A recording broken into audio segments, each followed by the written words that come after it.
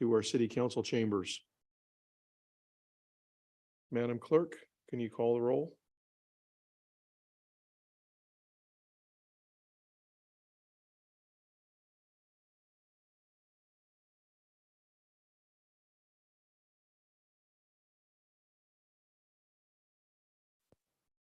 Councilmember Slotin, Here. Councilmember Overton, Here. Councilmember Kramer, Here. Vice Mayor Claffey, Here. and Mayor Purdock. Here. Chief Hobbs, would you lead us in the pledge?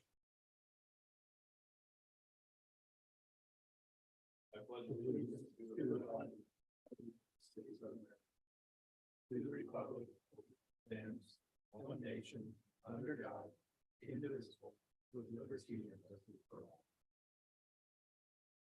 Thank you, everyone. If you could remain standing. Father in heaven, we are so grateful for this day. We're so grateful for the many blessings that you provide.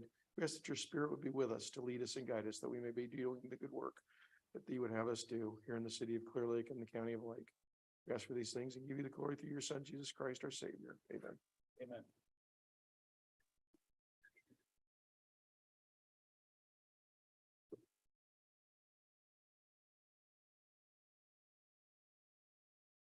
Mr. Floor, any changes to the agenda? No changes, Mr. Mayor. Mr. Mayor, I'd like to make a motion to accept the agenda as presented. I have a motion. Do I have a second? I'll second. A motion and a second. All those in favor? Aye. Are we doing that? And We're doing that again. Aye.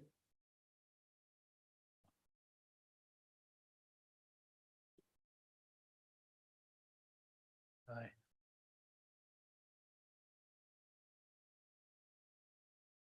Nobody has an aye yet. That is not me.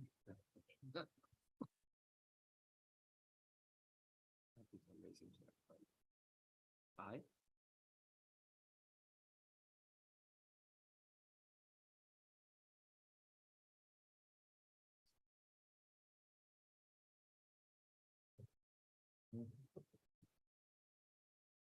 There we go. Madam Clerk? Motion passes with unanimous vote of the council. Thank you very much. Mr. Jones, any announcements from our closed session? No, Mr. Mayor, there's no announcements other than there's no reportable action from the previous closed session, but we will resume into closed session to continue our discussions on two of the items we didn't get to after the regular meeting closes. Thank you, Mr. Jones. We have presentations. Up next, item G of our adoptable dogs for March. Bennett?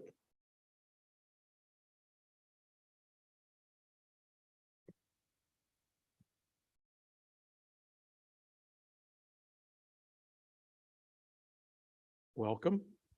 Everybody. So this month we brought Mila. She is about a year old, some sort of shepherd mix. She gets along great with all other dogs, male and female. She loves everybody.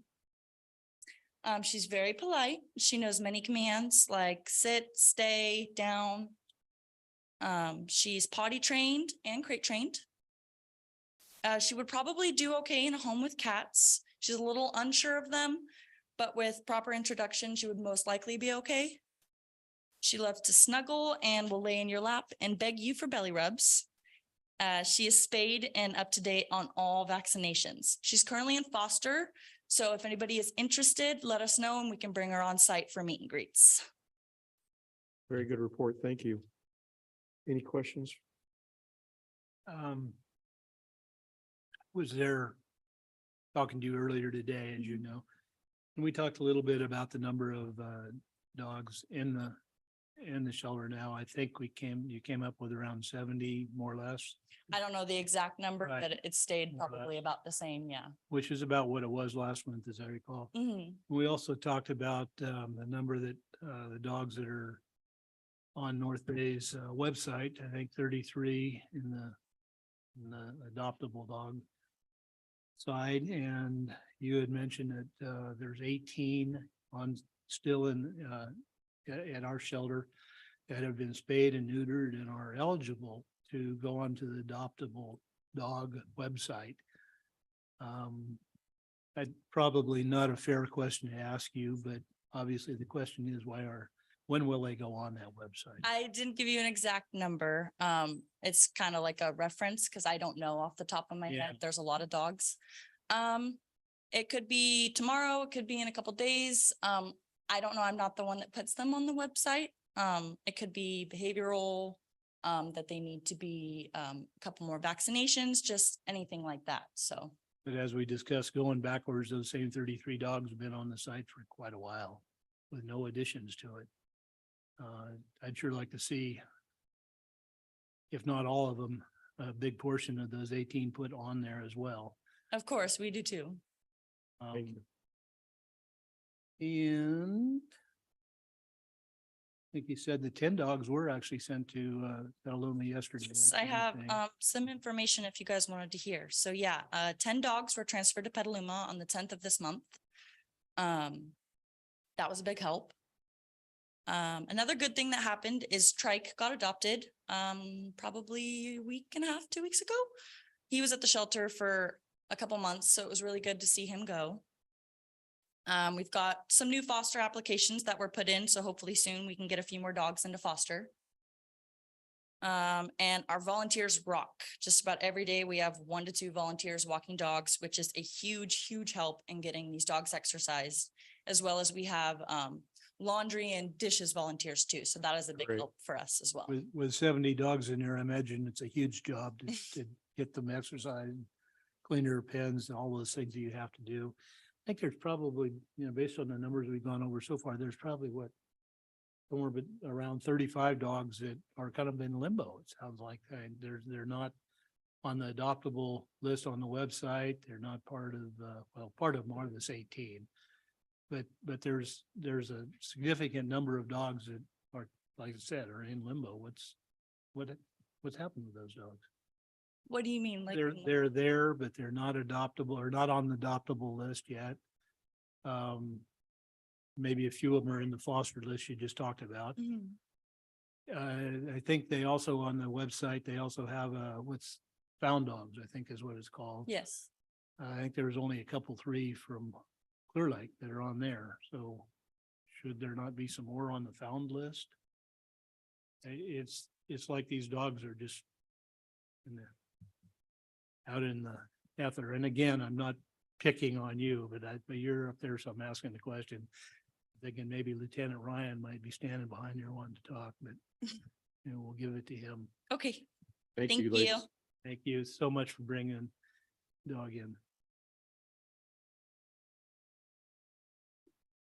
Lieutenant Peterson. Good evening, Lieutenant. Good evening, council, Mr. Mayor. So the intake, excuse me, between January 1st to March 16th, there was 108 dogs came into the shelter. Disposition, 56 dogs have left the shelter of different dispositions. 27 rescued, 23 returned to owners. 5 were adopted, 0 were euthanized. And they note 1 has died or lost in the shelter, and I'm gonna have to do some follow-up on that to see what actually happened. The live release rate is 99.9% is about the calculation. There's currently 52 dogs in the shelter. When I first came in about a month ago, we had a large influx from 1 residence.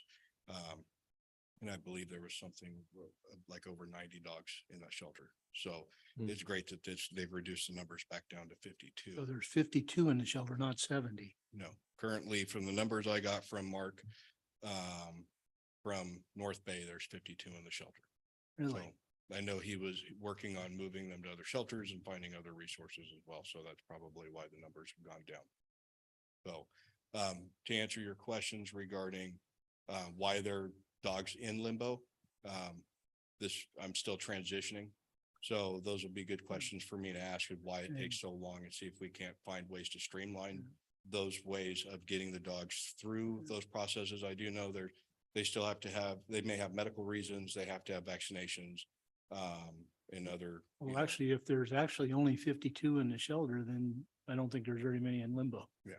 Because those numbers were based on what I was told to be approximately 70. Yeah, no, currently the numbers I've got today, this is the numbers I got from Mark Okay. from North Bay. But there's still, I want to know what an average time frame of moving a dog from time they get in the shelter to the time that they are either return to an owner or adoptable. And what are the things that cause any hiccups in that? And again, it could be medical reasons, it could be temperament. There's many different things, but until I get those answers from him, I wouldn't really be able to give those answers to you, but hopefully next time I come before the council, I can give you Oh, those type of answers. I appreciate the answers you're given. And it's more than I was. All right. Thank you. That's all I have. Thank you. Thanks, Lieutenant. Next, under presentations, we have a presentation of our our financial report for fiscal year 2020, 2021.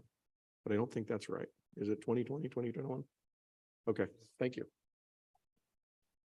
Mayor Purdock, council members, as you're aware, we contracted with the audit firm of Van Lant and Finkenhittel for the fiscal year 2021 audit. And we have with us on Zoom, Brett Van Lant, who performed the audit to discuss the audit findings and the financial statements. Yes, good evening, Mr. Mayor, members of the council. My name is Brett Van Lant, partner with Van Lant and Finkenhittel. We conducted the audit for the fiscal year ended June 30, 2021. I have a brief presentation to kind of go over the audit process and the reports that were issued as part of that audit. If you have any questions, please feel free to jump in at any time. I'm going to share my screen here.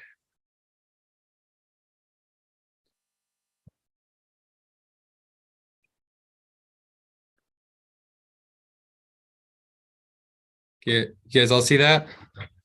Yes, we can. Thank you. Okay, thank you. So the audit process, it's kind of a two-part process. It starts with what we call the interim field work. This is the preliminary audit where we are assessing the risk that the financial statements could contain a material misstatement, whether it be due to errors or fraud. The purpose of this is to gain an understanding of the internal controls over financial reporting. There's various processes that we have to evaluate and understand, cash receipts, cash disbursements, purchasing, payroll, how all of the activity actually ends up in the financial statements when we are stating our opinion on it, and really understanding the internal controls of the city to make sure that those processes are in fact can be relied upon. We do this by looking at specific transactions, observing how things work actually on site at the city, inquiry, and reviewing documentation, reviewing policies and procedures, things like that. So that's our risk assessment process as we go through, and it really determines the extent of our procedures that we do to actually conduct the audit of the financial statements. The second part of the process is what we call the year-end audit. This is where we are actually verifying and testing the balances that are in the city's financial statements. Again, the procedures that we do involve our judgment based off of that risk assessment process. We're doing various analytical procedures, comparisons to prior year, confirmations with the state for revenues that they've paid you, confirmation with banks to verify that the balances and the activity in your financial statements are accurate and can be relied upon with reasonable assurance. So that's kind of a brief breakdown of both the interim and year-end field work of the audit. In doing all that, we are able to issue our reports on the financial statements. There are several reports that are issued. There's the audit report, that's the opinion on the financial statements. There's also a report on internal control and compliance. That's a report that's required by government auditing standards. And then there's also an agreed upon procedures report on the city's calculation of the appropriations limits. We've also issued a letter that's required by our audit standards to communicate directly with those charged with governance, which would be the city council. So the audit report on the financial statements, this is obviously the main report that is issued as part of our audit. This is where we're stating an opinion on the financial statements. It has different sections describing the responsibilities of both parties. The financial statements themselves are the responsibility of management. Our responsibility is to express an opinion and provide reasonable assurance that the amounts and disclosures in those financial statements are fairly presented in accordance with generally accepted accounting principles. Like I mentioned, the procedures that we perform involve our judgment based off of our risk assessment process. The city's financial statements for June 30, 2021 received an unmodified opinion, which is a clean opinion, meaning that there are no departures from generally accepted accounting principles, and that they're fairly presented in accordance with the applicable standards. Our report also describes our responsibility over the required supplementary information, and basically we're not stating an opinion on that information. It's a limited audit procedures that we do to perform and express basically an in relation to opinion, meaning that those schedules and information that are included in required supplementary information are fairly presented as they relate to the basic financial statements. Couple key figures I was just going to point out. June 30, 2021 financial statements. Net pension liability increased about 400,000. You will see that go down in the 2022 fiscal year pretty significantly due to the gains that CalPERS had in 2022 for financial reporting. The fund balance increased about 14 million. Obviously, the significant increase was caused by the settlement with PG&E. Unrestricted fund balance as a result of this increased significantly in the general fund for the year ended June 30, 2021. So just some brief figures there for the activity in 2021. I mentioned the report on internal control and compliance. This is where we are evaluating the internal controls over financial reporting. This is to determine what procedures we're performing, and also if we identify any what we consider material weaknesses, significant deficiencies, material non-compliance that could impact the financial statements, we would be required to report that to the city council in that letter. You'll notice if you've had a chance to review the internal control report from the 2020 fiscal year to the 2021 fiscal year, the city's really made significant improvements on eliminating a lot of the findings that we've had over the prior years. I believe there's only one finding remaining, and that really has to do with the timeliness of the financial statements for 2021. So that's positive news. City's moving, at least the finance activity is moving in a good direction there. Also, the SAS 114 report, that's the report I mentioned, that's a required communication with the city council. It really just has different sections describing significant estimates and sensitive disclosures that might be included in the financial statements. Just basically describing a lot of those are based off of assumptions and estimates that could change over time. If we had any difficulties or disagreements with management, that would be reported in that letter. I'm happy to report we didn't have any difficulties or disagreements. So it's really just standard language that's required by our standards. Did want to give a brief update on the status of the 2021-2022 audit. The fieldwork has been completed at this point.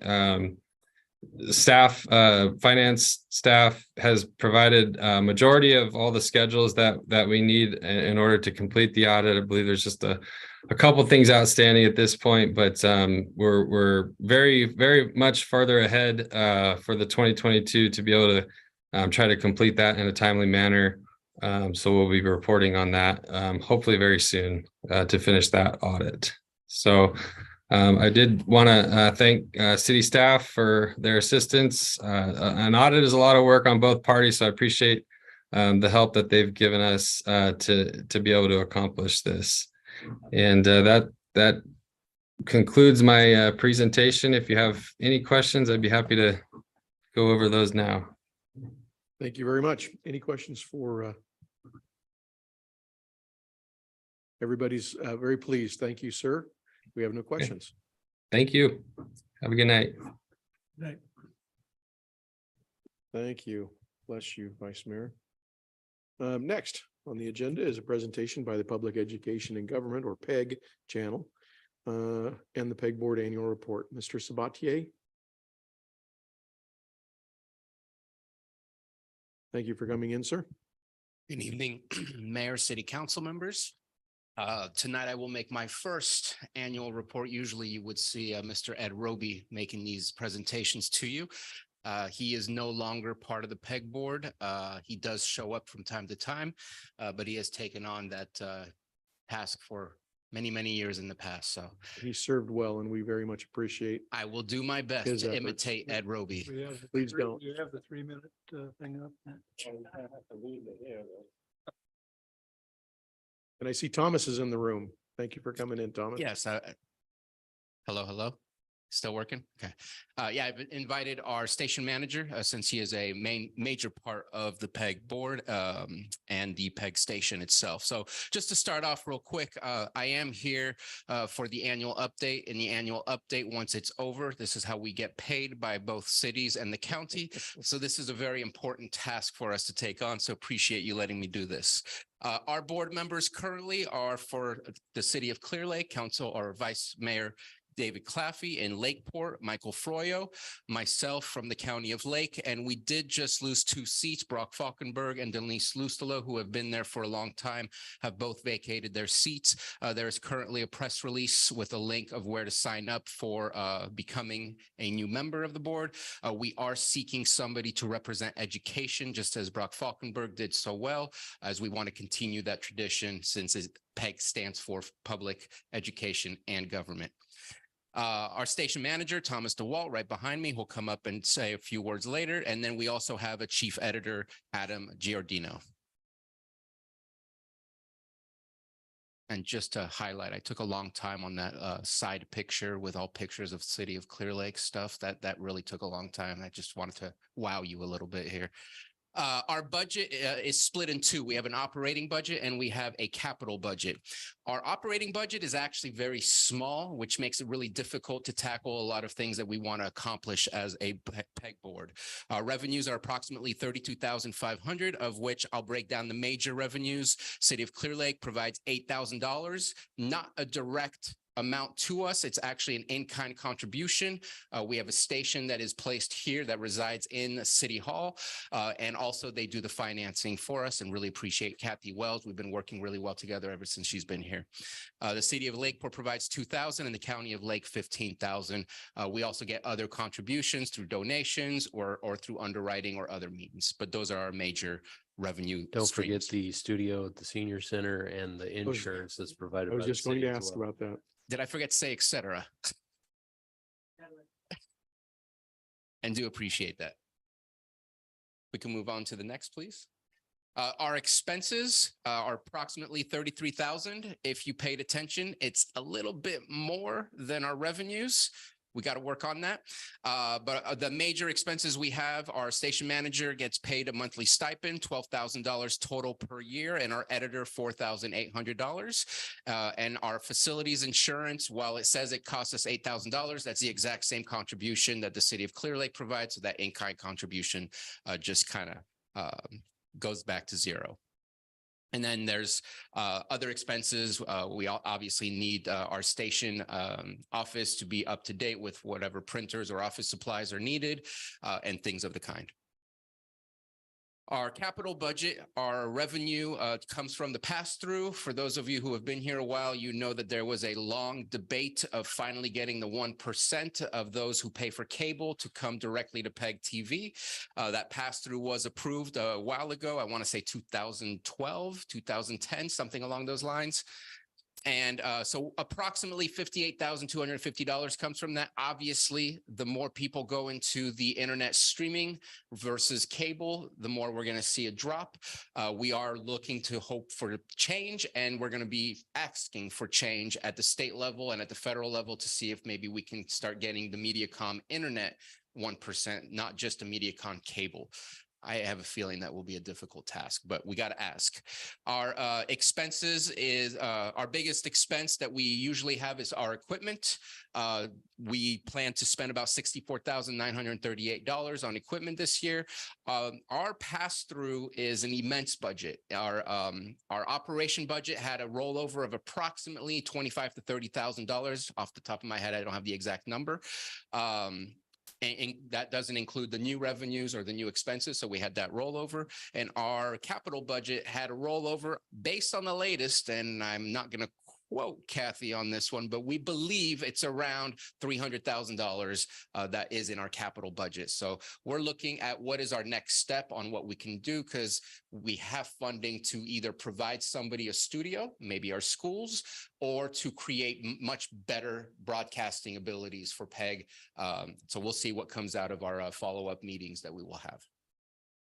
Our current activities is to support local events. You guys see us out here all the time with your concerts in the park. That is the sound system from PEG TV that you typically utilize for those shows. You will see us out there doing videography. Thomas DeWalt is not shy to put a camera in anybody's face. So I'm sure you've seen him. We also have started an agreement with the County of Lake, where the MACs, which is the Municipal Advisory Councils, is also a part of our local government, but typically hard to find and hard to access unless you can go directly to those meetings at the times that they have those meetings. So what we're working on, and we purchased a mobile AV unit to be able to be placed in a vehicle, driven to where the meeting is occurring, and being able to either stream it or record it and put it online so that others can look at it at a later time. We're working on that. We do have a contract with the county for up to $10,000. That allowed us to say, yes, now we can spend the money to buy the equipment. Once the equipment is put together, we'll get started. And our goal is to continue that contract into the future years and to continue to add more available government meetings that are available to the public. We are trying to create new revenues, similarly using that AV unit. We can work with any nonprofit. We can work with any service group. We can work with any agencies that want to provide a commercial, that want to provide any kind of public press release of what it is that they do and what's available. I know you and I, Mayor Purdock, you've heard me talking about doing something like that with LTA. And so we'll see how that goes once we get those things started. Also, Councilmember David Claffey has been kind enough. This seems to be his MO for many of the different committees that he's on. He's recreated a new website for us, lakepegtv.com, very simple to remember, and has created a website where you can see the content. You can sign on and submit content, see our agendas and the likes. So a lot of the stuff on there you'll see is stuff that you already know, your meetings, the Board of Supervisor meetings, as well as Lake Life, which Councilmember Joyce Overton is very familiar with as well. And next. And our future activities, obviously, we want to fill in the vacant seats. If you know anybody who might be interested, please let them know. We're hopeful to work with the schools in a way that we've never done before. We've gotten so close, especially with Clearlake in the past. But sometimes that one teacher, if they're not there or they're not able to work on these types of things any longer, there's not enough staff there to be able to support that kind of work. So we'll see what we can do. We also want to increase our operational budget. It's important that we have more capabilities with the current staff that we have. volunteers that receive stipends that we have, and that we can coordinate better things. Capital budget's a very restricted budget on what we can purchase.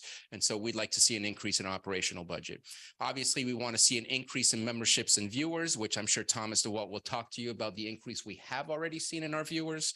And also, we are this close to activating Lakeport PEG Connection so that their council meetings will finally be broadcasted live, just like every other one, or every other, yours and the counties have been for quite a long time. And so we're almost there. There's a little bit of a technical difficulty that we've snagged. At one point, the audio wasn't coming through.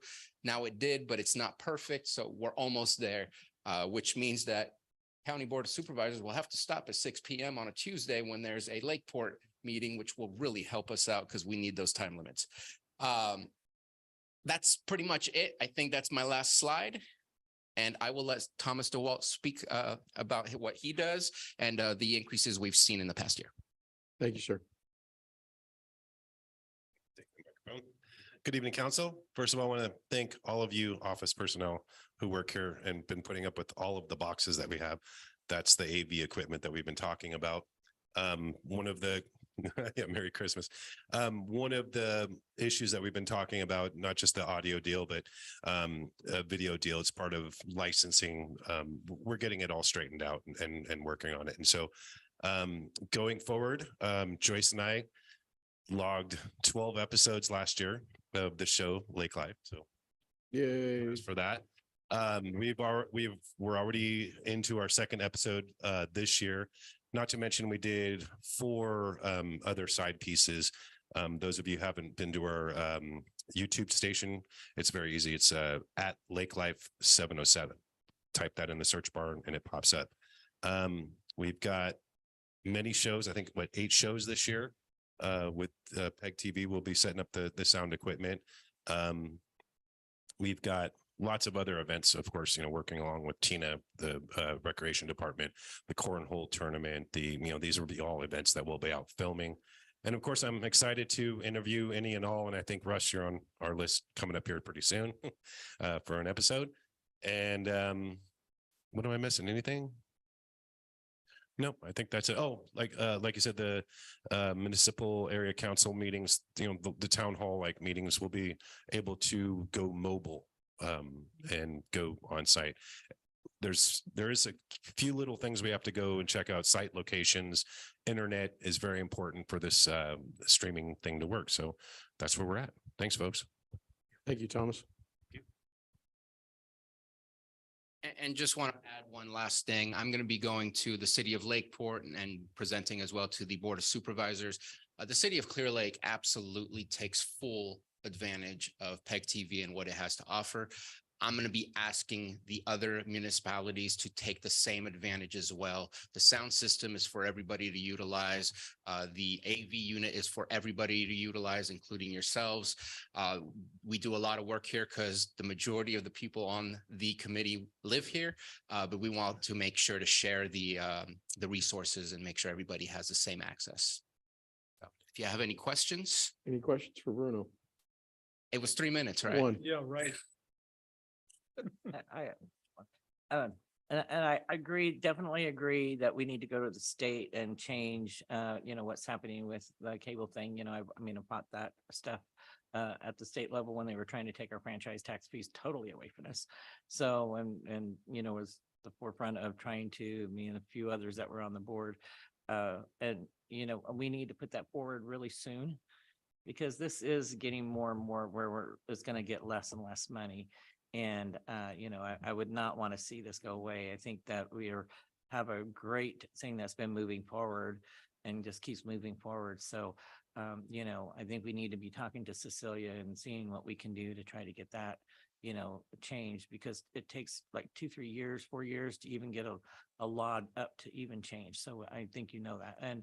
And so I think this is something that we need to get on now because 4 years from now, it's going to be a big change in the funding that's going to come through there. So I'd like to see that start ASAP. We need Thanks. to work together. We will Councilmember make sure Kramer. it's on our next agendas for the committee. Yeah. Just one bit of clarification. You had a $4,000 so shortfall on operating revenue to operating. I believe it was only $500. I believe our revenue is 32,500 and our expenses is 33,000. Okay, maybe it was a capital. I don't remember. You're gonna cover that with rollover from last year or Yes. whatever it is, how do you cover it? Yes, we have rollover from last year and our job is to figure out how to enhance the operational revenue. But the rollover for the capital budget, which yes, we took in 58,000 and we spent about 60, or we Yeah. plan to spend 68. That's the one you were probably mentioning. Yeah. We have at this moment approximately $300,000 in that account. So You there's pulled out quite a that bit of reserve. rollover. Yeah. That's a reserve, the 300. It's not a reserve. It's just in a budget that's restricted on what it can be spent on.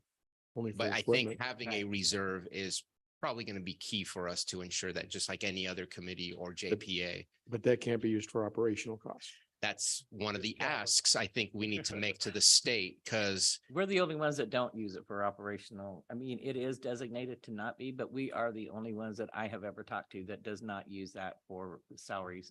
You know, I don't, because it is legally not supposed to be, but we Where do you have usually like to expenses? stay, especially We're since all we're speaking in a pretty public much. meeting We want to within be the legal. legal boundaries.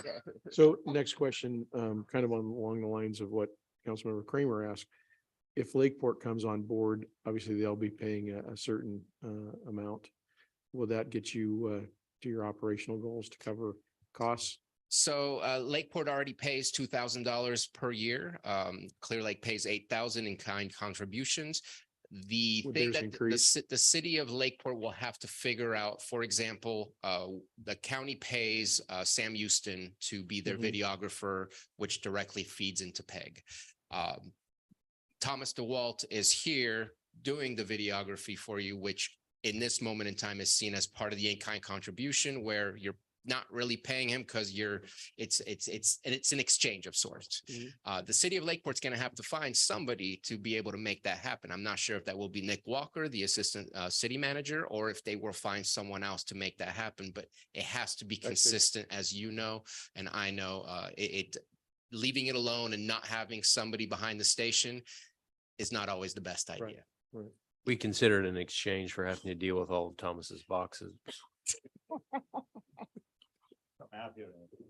I did If want they to point had- out, I just, there's been a lot of talk for years about declining pass-through revenue, but I just went and looked, the capital budget for PEG in 2019, the pass-through revenue was exactly the same as it is now. So it really hasn't ended up declining a whole lot. So hopefully that continues. Yeah, but as people start streaming more and more. Well, I know, they'll but I wait mean, for that's the been change. happening for a while Right, now. so- So.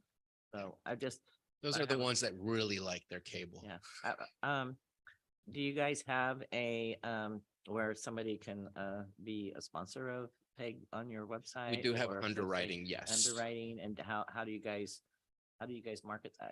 So Because, I've never been asked or, I don't know anybody that has been asked, so I'm just curious to how you're marketing that. I'll be honest, we just have not done a good job at that at all.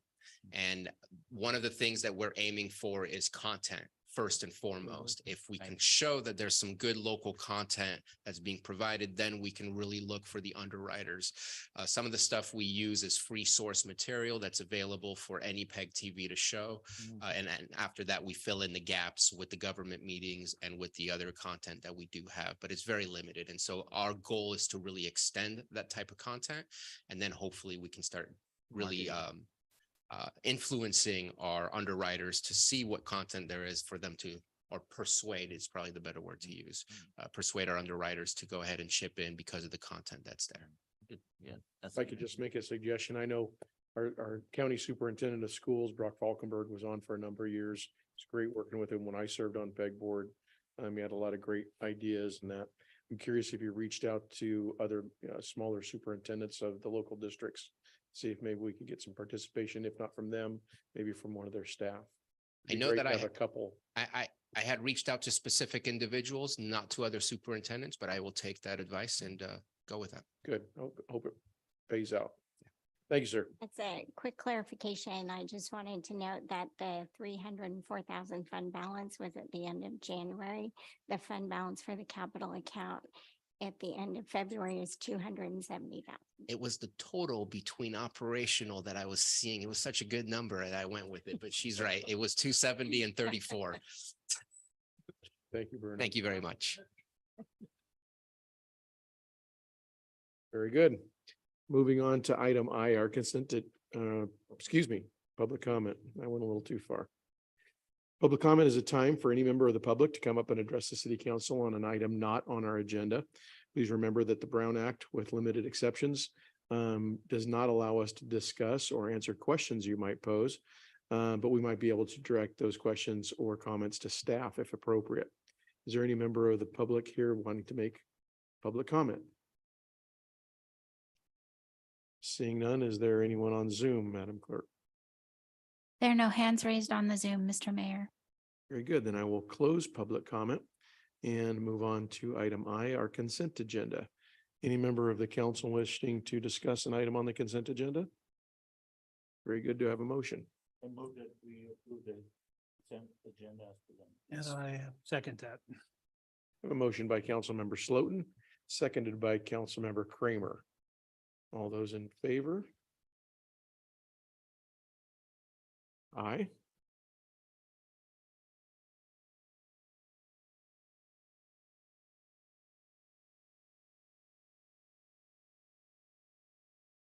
Madam Clerk.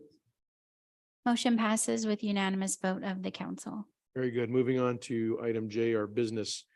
Item number 22, norms and procedures in the Brown Act review. Madam Clerk, are you prepared to make your presentation? Yes, Mr. Mayor. One moment, please.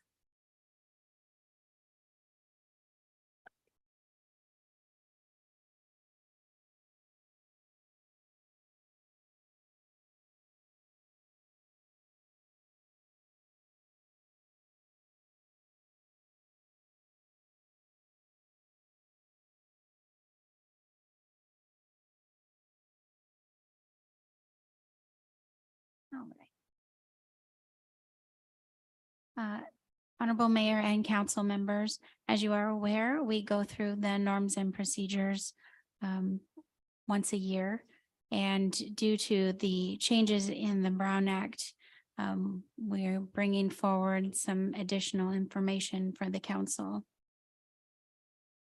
So an overview of the council's responsibilities.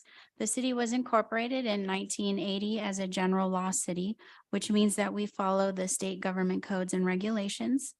As such, the government code outlines the roles and responsibilities of a city council and dictates how the city should run. In addition, the city council adopted a norms and procedures manual in 2015, which sets the expectations and responsibilities surrounding council meetings and city business. As the laws have changed, the manual has been updated, including just last month, to reflect those changes in the Brown Act teleconferencing law.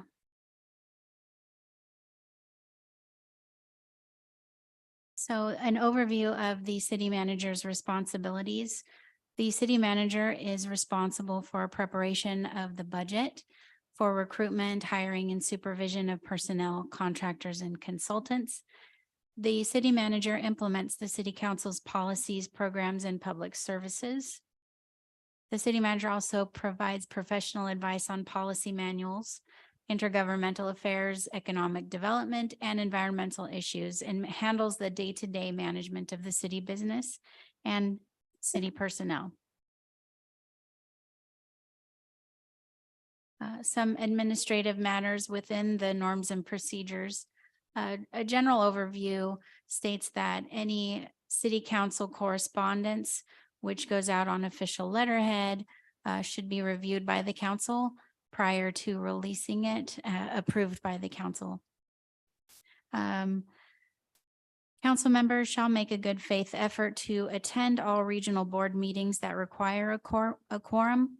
Attendance should not be less than 75% of all scheduled meetings.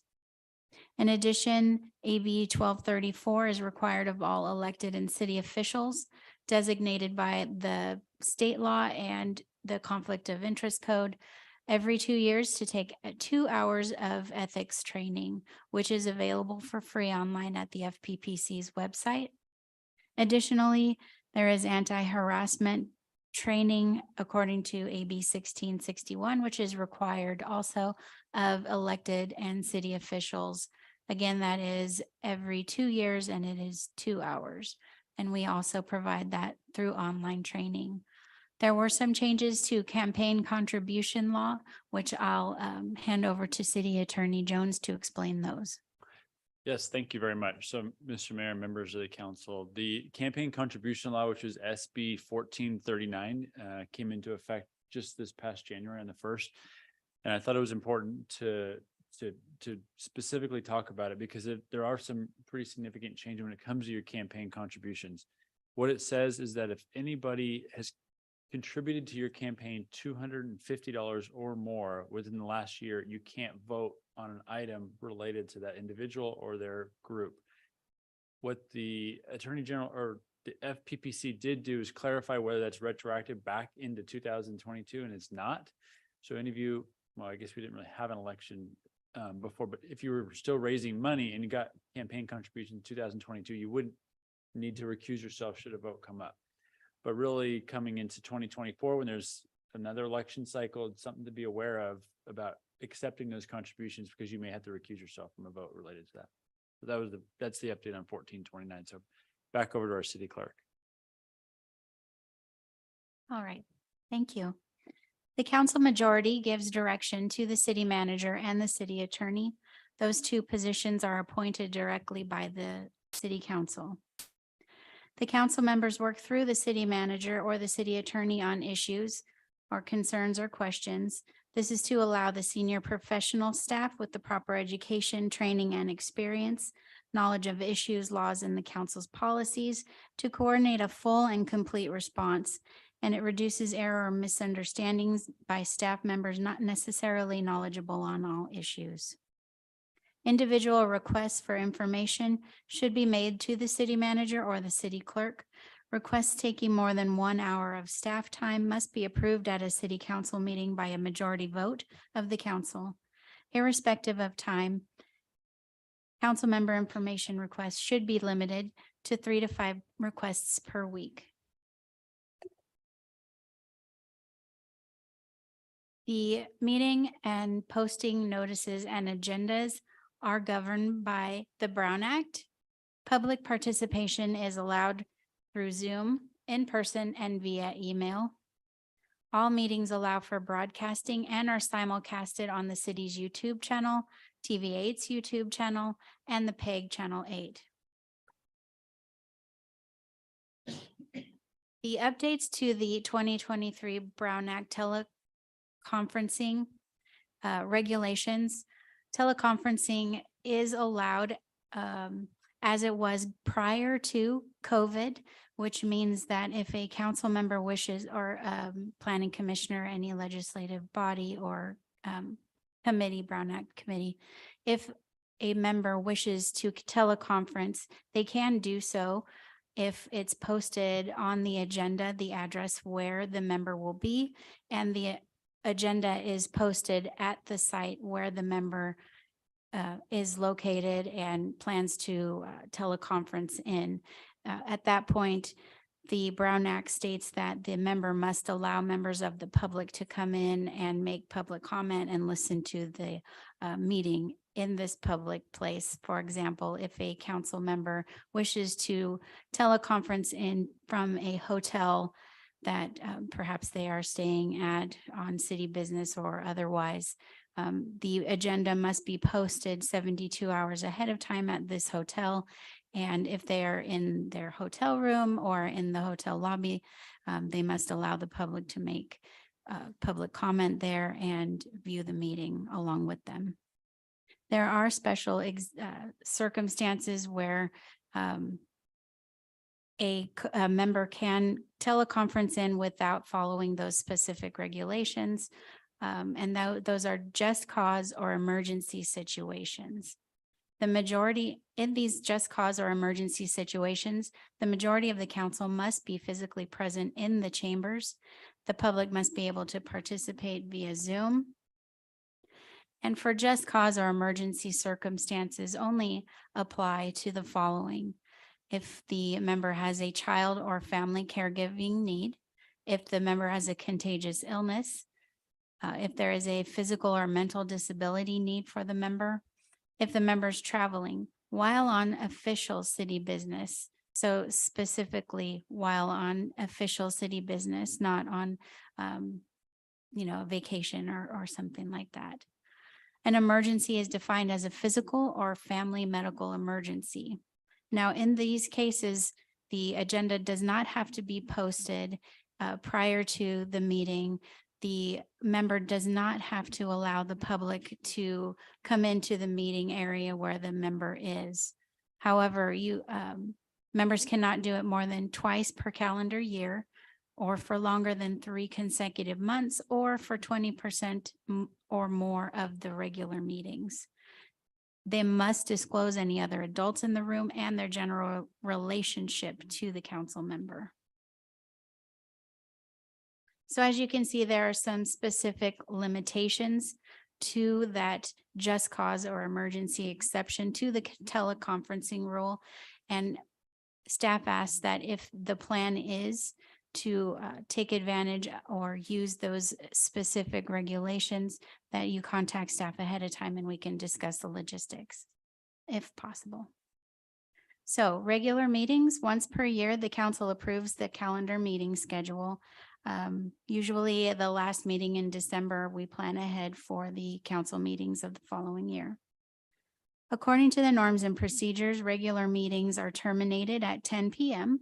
unless the mayor, by majority vote of the council, extends it past 10 p.m. And per the government code, the council must meet at least once a month, but you can cancel up to 4 meetings per year. And traditionally, the council has canceled 2 meetings a year, the second meetings of November and December due to the holiday season. Special meetings can be called by the mayor or by a majority of the council with 24 hours notice provided to the council and the public. Special meetings can include study sessions, joint meetings, closed sessions, etc.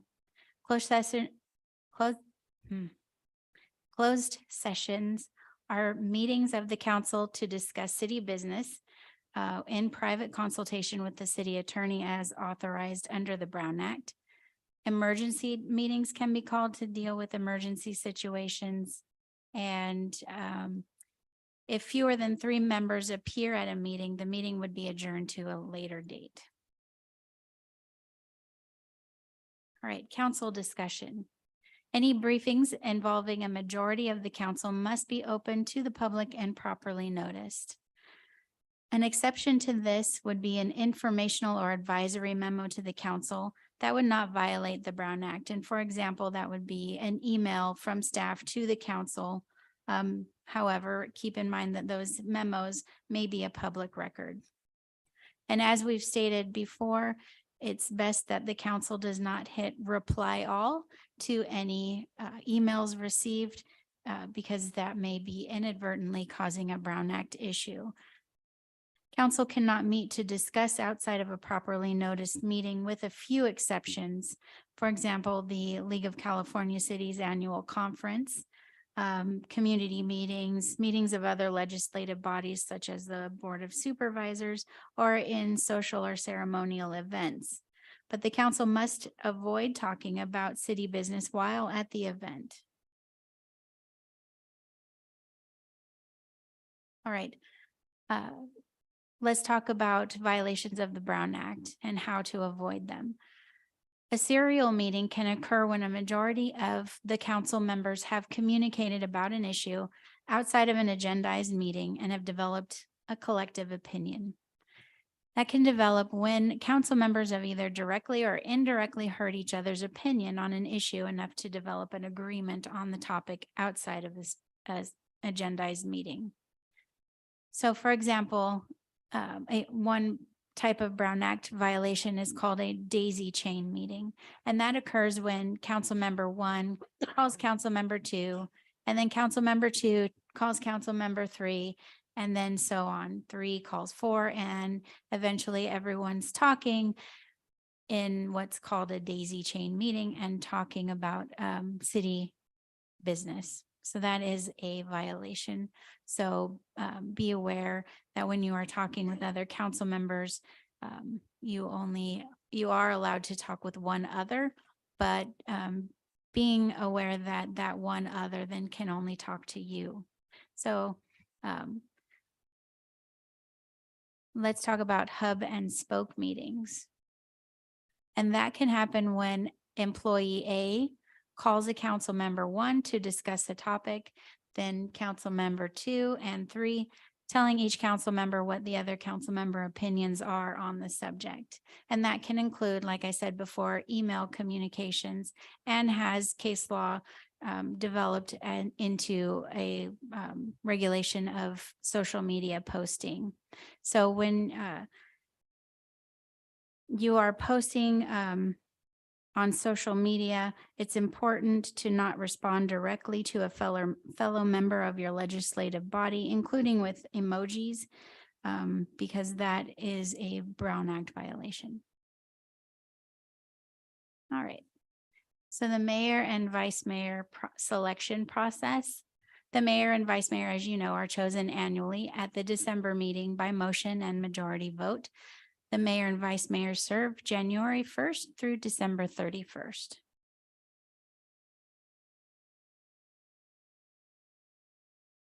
The mayor, city manager, and city clerk organize the agenda. We do have an agenda request policy, which was adopted several years ago. If a member of the public wishes to add an item to an agenda, they fill out a form and email it or bring it to City Hall, and then it is reviewed by the mayor, city manager, and city clerk to be put on a future agenda. If need be, we do call an ad hoc committee called an agenda ad hoc committee to review any in-depth request. As a council member, under future city council agenda items, you would ask for a consensus on a future agenda item placement. Additionally, the city manager and council member reports are for reporting on regional board activities on which the council members serve, and city and city sponsored activities and items which directly affect the city.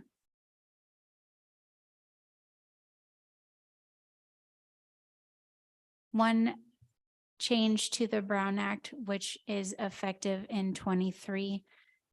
Prior to 2023, there was a bit of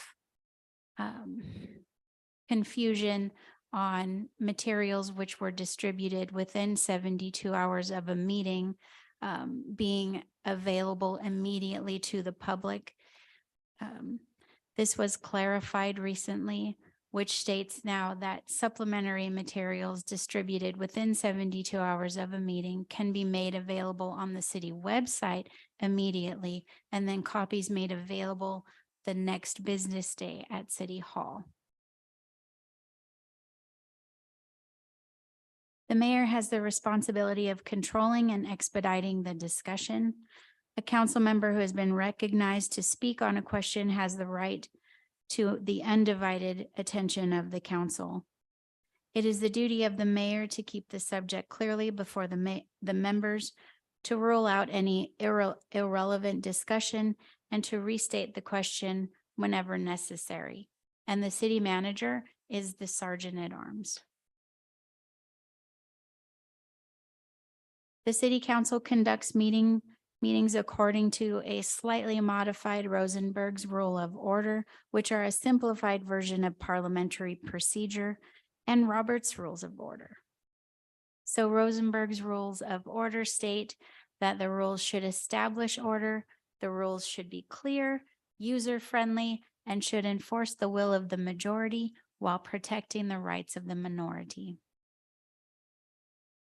So the business of the public: tell the public what the council will be doing, keep the public informed while the council is doing it, and when the council makes a decision, tell the public what it was.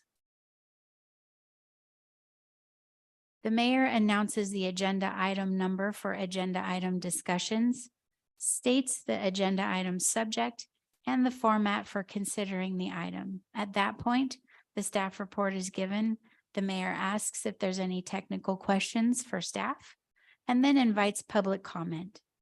After public comments, the mayor closes the public discussion and invites the council to discuss amongst themselves. It will be the practice of the city council for the mayor to provide council members an opportunity to ask questions of staff, comment on and discuss any agendized item in order to form a consensus before a motion is offered. After such discussion, the mayor or any council member may make a motion. Before the motion can be considered or discussed, it must be seconded.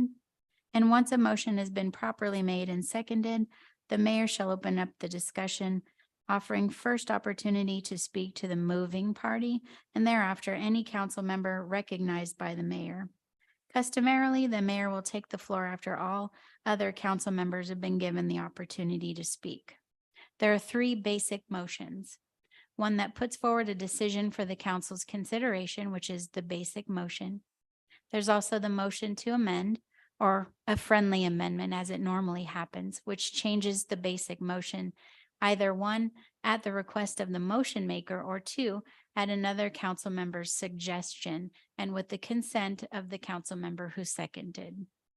There's also the opportunity for a substitute motion. That would happen when a completely different action other than the motion on the floor is brought up by another council member. So the motions that are not debatable and must be voted on immediately are the motion to adjourn, a motion to recess, a motion to fix the time to adjourn, a motion to table the item, and those above require a simple majority vote. However, a motion to limit debate requires a 2/3 vote. A motion to limit debate is basically a motion to say, I move that we take 15 minutes to hear this item and have discussion, or, I move that we vote on this item right away. Those are two motions to limit debate. Okay, after a vote is taken, there can be a motion to reconsider the item. The motion to reconsider must be made at the same meeting by a member who voted in the majority on the original motion. If a motion's passed, the matter is discussed and debated as if it were the first time on the floor. In addition to this, there are certain circumstances in which a motion to consider can be made at a subsequent meeting by a council member or a member of the public, and that's outlined in the norms and procedures. Okay, something interesting that happened this year. So prior to this year, motion to adopt an ordinance included a reading of the entire title in the motion. And council members also had the opportunity to direct the clerk to read the ordinance in the entirety. However, SB 1489, which came effective this year, states that a reading of the title is not required in the motion if the title is included in the agenda and a copy of the proposed ordinance is made available to the public. So that's good, huh? All right, counting votes, a majority vote is 3 out of 5 of the council members voting in favor. Some ordinances, such as an urgency ordinance, require a 4/5 vote of the council. Tie votes occur when there's a 2-2 vote. For example, when a council member is absent or abstaining, that motion fails. Courtesy and decorum during the discussion. There are points of privilege, points of order. A council member may appeal the ruling of the mayor. So there are different points. Additionally, we can have calls for order of the day. If the discussion has gone off topic, the mayor would call for the order of the day for the council to return to the agenda item discussion. And of course, the maker of a motion may withdraw that motion at any time. It doesn't mean that the item dies. It just means that the motion can be made by another council member or even the mayor. All right. If you'll recall, the sergeant at arms is the city manager, and effective this year, the mayor may authorize the sergeant at arms to remove an individual who is disrupting a meeting. There's a new definition. Before, the definition really wasn't clear as to what constitutes a disruption to a meeting. This allows the presiding member of the legislative body to remove an individual for disrupting a meeting if the individual is warned that their behavior is disruptive and they continue to act disruptively. Disruptive is engaging in a behavior during a meeting of a legislative body that actually disrupts, disturbs, impedes, or renders infeasible the orderly conduct of the meeting and includes the failure to comply with any other law. It permits the mayor or their designee, in this case, the sergeant at arms, to remove a disruptive individual if that individual has been warned that they are acting in a disruptive manner and that their behavior may result in their removal, and if the individual doesn't promptly cease. It also allows the presiding officer, in this case, the mayor, to immediately remove a person who presents a true threat of force at the meeting of the legislative body without first warning them. And it also defines a true threat of force as a threat that has sufficient indications of intent and seriousness that a reasonable observer would perceive it to be an actual threat to use force. So before this year, we didn't have those specific definitions of when an individual is disruptive to a meeting and what could possibly define a true threat of force, which we do now. So that is my presentation. I can answer questions if you have them. You also have a copy of the newly updated norms and procedures. It is on the website, and I have given you a paper copy. Thank you. That was very informative. Any questions for our city clerk? Oh, it was very informative. Yes, madam. Just wondering, why is our city manager the sergeant of arms instead of somebody from the police department? I don't know. It's your policies and procedures. You're welcome to delegate someone else. I mean, Well, I would imagine the sergeant of arms would delegate to an officer if necessary. I think that's likely as well. I think that's likely. I think that's what's happened, that I'm just curious of why do we not change it to be, somebody from the police department? This is the time to do that, right? Well, I don't know that in every meeting, in some meetings, I know the chief has not been able to be present due to other circumstances, so. I mean, I don't want to go too far back down the history books, but probably there's been some issues with police department, city manager, city council relationships that also made this the case, but Anyway, good questions though. That was, but Any other questions? Comments? Seeing none. Thank you very much for the presentation. Do we have consensus that we receive and file? I'm sorry. How do you want that form? What? No, never mind. Thank you very much for the presentation. Let's move on to item number 13.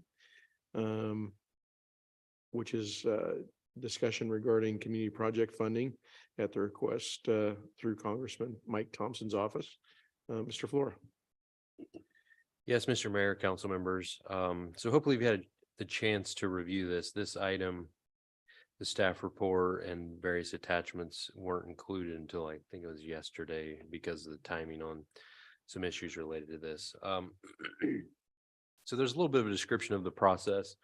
I'm sure you're all familiar with that because we went through this process last year and were successful in having Congressman Thompson secure $2 million of this community funding for use at the Burns Valley Sports Complex.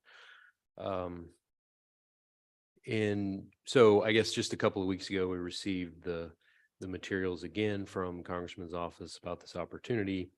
And in discussing this with some other folks and our colleagues at City of Lakeport and the county, we thought it may be appropriate to ask for additional funding for the recreation center here in Clearlake and the aquatic center in Lakeport that's part of the Lake County Recreation District process is ongoing. So you'll recall that the city council approved the joint powers agreement on that recently. Just this week, the county board of supervisors approved that agreement. So all the parties have executed it. There were kind of a few different conversations, but ultimately I had a conversation with Thompson's staff, and we were considering just asking for an earmark of a little over 3 million for pre-development costs associated with both buildings. And then as part of that discussions, it was sort of recommended that, there's no real reason not to ask for a larger chunk of money. And so what we're recommending is asking for 31.8 million from the congressman for 75% of the construction costs of these two facilities. I don't know what the likelihood of that happening for sure is, but you generally don't get things you don't ask for. So we think that it's a very strong request, in particular because of the collaboration between the three agencies. And so we would be submitting this request jointly. The Board of Supervisors approved this request in a resolution on Tuesday. The Lakeport City Council had a special meeting last evening approving this request. And so if the council authorizes this, we will be compiling the final pieces of this application. It's due by Sunday, so we'll be submitting it over the next few days. I guess that's kind of the overview. Be happy to address any questions if you have thoughts about the strategy or whatnot. Thank you, Mr. Flora. Any questions for staff? Guess the only question, I'm sorry, Mr. Mayor. Mr. Kramer? My only question would be if you ask for the 31 million, I'm assuming that isn't 31 million or zero, that the asking of it, they could come back with, I'm going to give you 10, 15 or whatever. Sure. I mean, I think that's certainly a possibility. I mean, this all starts with the congressman reviewing all the applications. He's allowed to submit 15 funding requests. There is a cap on those requests, dollar wise. For whatever reason, he was able to exceed that cap last year. And, as I'm sure you're all aware how the process works, there's a number of ways for projects that congressmen and others like to sort of make it into the federal budget. And so,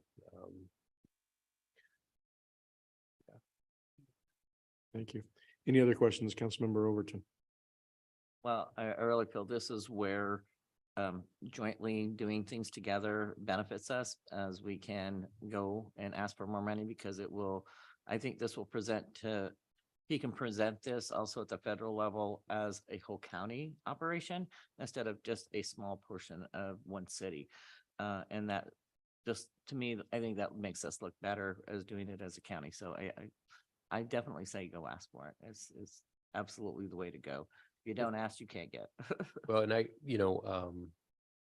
guess I should add a little bit. I mean, in lieu of some additional grant funding, I mean, the current plan of staff and then the JPA, can now be formed. And so we'll be having a meeting pretty soon, and you've already appointed your members to that, and we'll have the full group. And, but the intention is to, ask the taxpayers to fund the construction and operation of these facilities. So if we are successful, that's going to reduce the ask, and you may not be surprised to understand that the less you ask the taxpayers for, the more they generally support the project. So. Thank you, Mr. Flora. Mr. Slutin? Yeah, just like you said, if you don't ask, you're not going to get it. So ask. And also, I think this is one of the benefits that Congressman Thompson is representing the whole county. Otherwise, it would have been probably impossible to ask. Good point. Vice Mayor, any comments? Yeah, I just think Congressman Thompson has always looked out for our county. I really appreciate the county and Lakeport working with us on this. This is the type of projects that we should be doing and doing often is working together as a county to bring great services to our residents. So yeah, I'm all for this. Well, I concur with my peers. Yes, please move forward.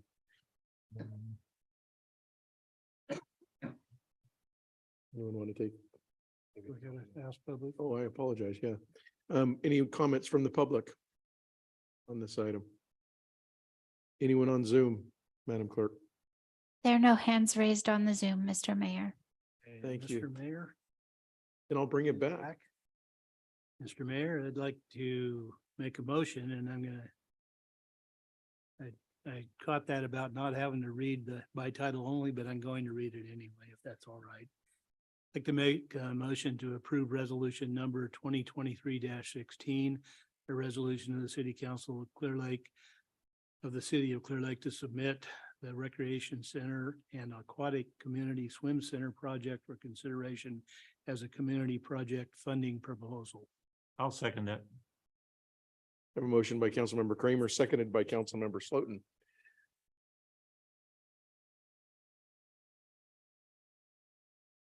All in favor? Aye.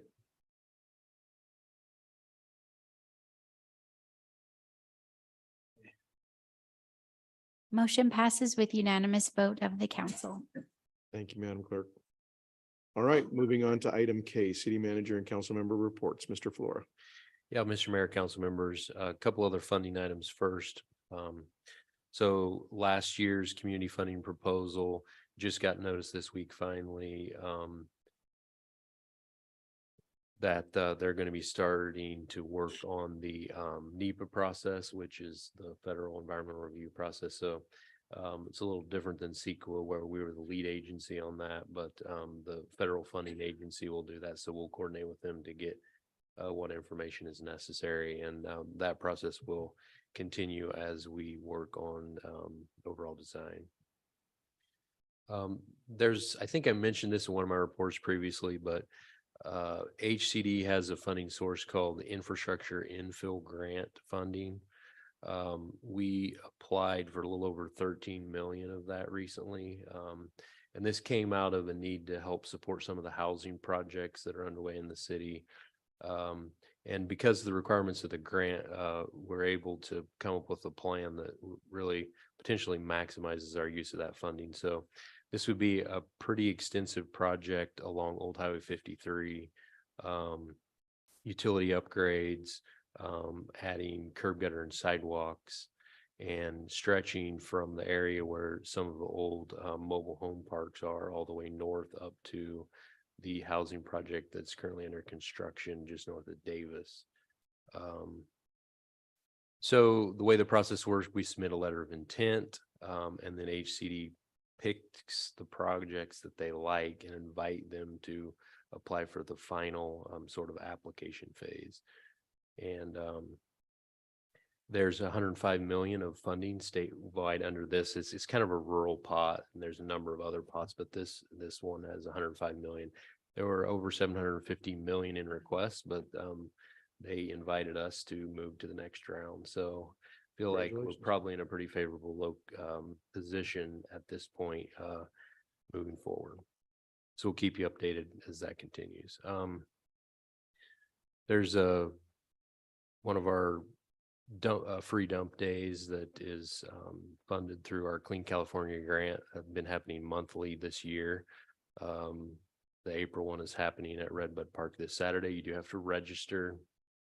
You can't just show up. You do have to be a city resident and so forth. So you can find the information on our website related to that. The city is coordinating an Earth Day cleanup like we've done for a number of years on April 22nd. I believe Miss Viramontes is leading that effort. And then I believe we'll be continuing the tree limb cleanup. Is that happening this weekend again? Does anyone know? Okay, so we're done at this point. Sorry for putting you on the spot. I should have checked with you earlier. Thank you, Lieutenant.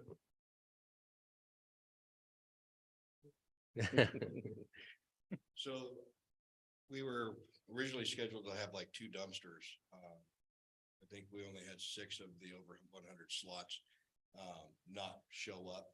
And last count that I got before I had to leave town was we had, I believe it was 6 of the 6 dumpsters. So I want to get with our code enforcement officers, reevaluate, see how we can make this process smoother and maybe find ways to compact the brush so that we can better utilize the resources. Okay, we did have a number of folks take advantage of the opportunity last weekend. I did want to point out that we still are having problems with folks who clearly are cutting off limbs from their trees and putting them in the public right of way and expecting our crews to clean them up. And again, want to ask folks, that's not the way it's supposed to work. You have responsibilities as a property owner to clean up things on your own property. A couple other things that just wanted to put out there because there's been or will be some additional enforcement related to it happening. There's a number of property owners that are not in compliance with our mandatory garbage ordinance. And so we're working with our waste hauler to make sure all of those folks are in compliance. And then we've been working on some possible changes to our shopping cart ordinance for a little while, but we found a number of things in the existing ordinance that the city hasn't really been enforcing. And so we're going to be focusing on those areas first. And so we will be sending out notifications to all of the businesses that have shopping carts and asking them, giving them a period of time to comply with the existing ordinance, because there's some things that just haven't been happening that should eliminate some of the problems we're seeing. And then the last thing I wanted to mention, something that Ms. Leyva is extremely excited about, our new project manager, David Bingham, is going to be starting next week. And as you know, we have a lot of projects lined up for him to work on this year. That's my report. Thank you, Mr. Fleur. Good report. Councilmember Slotin.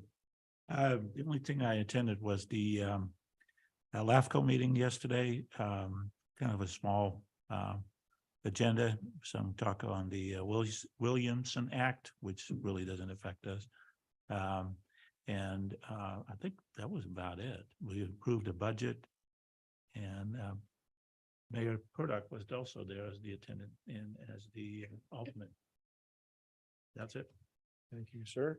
Councilmember Overton. I just want to, I went to the Board of Supervisors. I want to thank our Supervisor Sabatier, who is very supportive of pretty much everything we do here. And let me tell you, you have no idea how much people appreciate that. So I just kind of wanted to say thank you for, helping us make that generous. You made that generous donation to all the senior centers and making it a little easier without getting it too complicated. I appreciate that help on that. So that's pretty much all I have. Thank you. If I could just really quick jump in there, because I may forget, I did talk to the county about that funding and any limitations on that today. So I have some good news on that. I'll share with you later. All right, we'll let you meet after the meeting. Councilmember Kramer. Yeah, well, first of all, I want to thank our public works staff and code enforcement, the hard work they've been doing the last couple of weeks. I went down by the senior center today. Have chipped up a lot of that brush and along there, and they're picking up stuff that's in the right of way that's a hazard, whether it was put there by a homeowner or not. Oh, I thank you for all that, and thank your staff for all that they've done the last couple of weeks during the storm event. The only other meeting that I went to was Lake Links meeting, and we welcomed Councilwoman Overton on as a new director. I'm surprised she didn't put that in the report.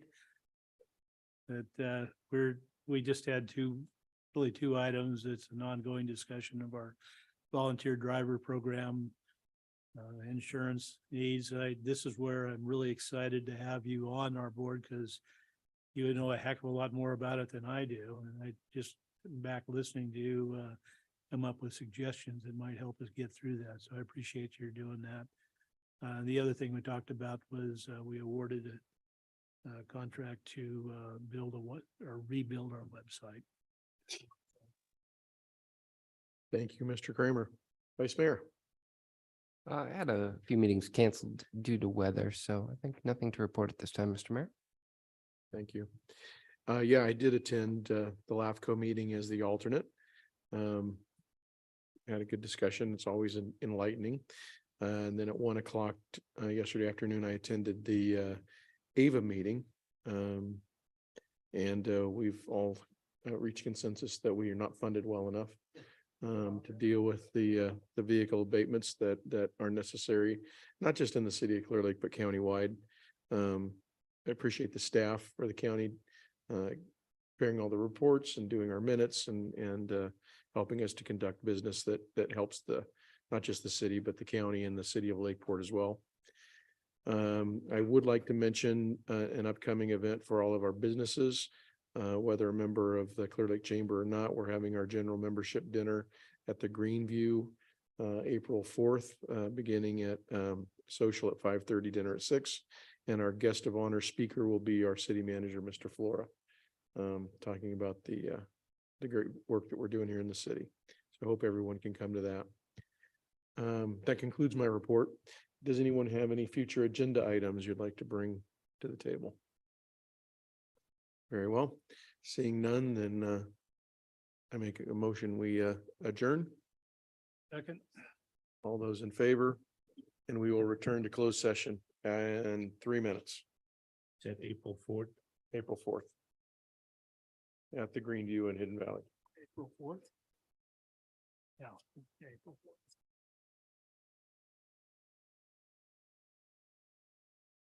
And I probably should